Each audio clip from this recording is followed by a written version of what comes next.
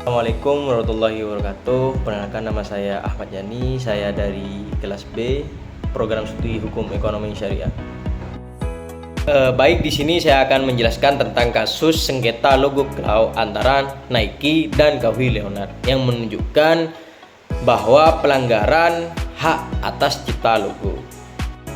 Nah, di kasus logo cloud antara Kawhi Leonard dan Nike mencerminkan sengketa hak cipta atas karya desain yang melibatkan antara individu dan perusahaan besar.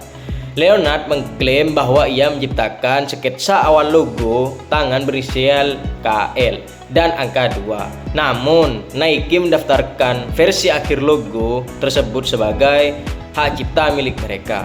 Lalu, Kawhi Leonard menggugat Nike karena mengklaim hak cipta atas logo cloud yang menurutnya ia rancang sendiri. Namun perusahaan Nike mendaftarkan logo itu sebagai hak miliknya saat masih bekerja sama dengan Leonard.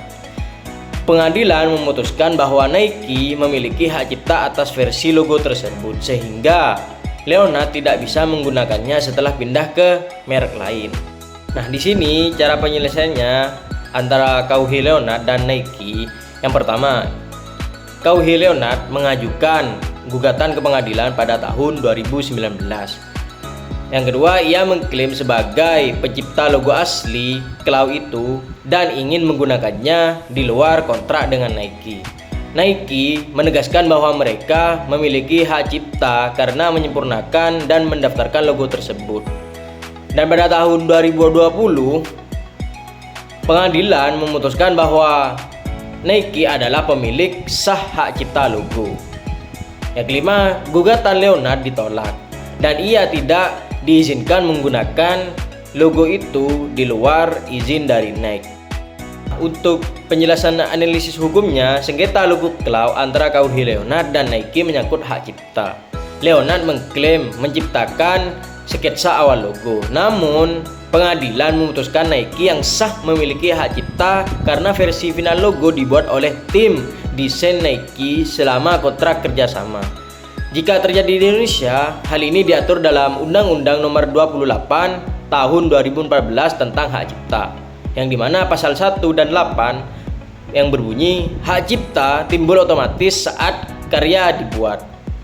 Sedangkan di pasal 36, jika karya dibuat dalam hubungan kerja atau pesanan, hak cipta jadi milik pemberi kerja, kecuali perjanjian lain. Di sini juga ada dampak dari kasus hak cipta logo cloud antara Kawhi Leonard dan Nike yang berdampak signifikan pada kedua belah pihak dan industri secara keseluruhan.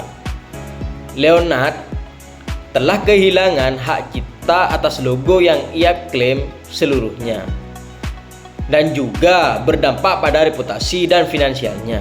Di sisi lain, Nike memenangkan kasus ini dan memperkuat posisinya dalam hak cipta atas karya desain tim internal mereka. Meskipun mendapat kritik terkait klaim atas ide kreatif Leonard. Secara lebih luas, kasus ini menyoroti pentingnya perjanjian kontrak yang jelas dan kesadaran tentang hak kekayaan intelektual dalam hubungan antara atlet dan merek.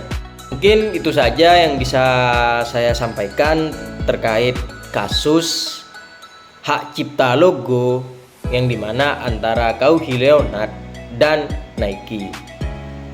Sekian dari saya. Wassalamualaikum warahmatullahi wabarakatuh.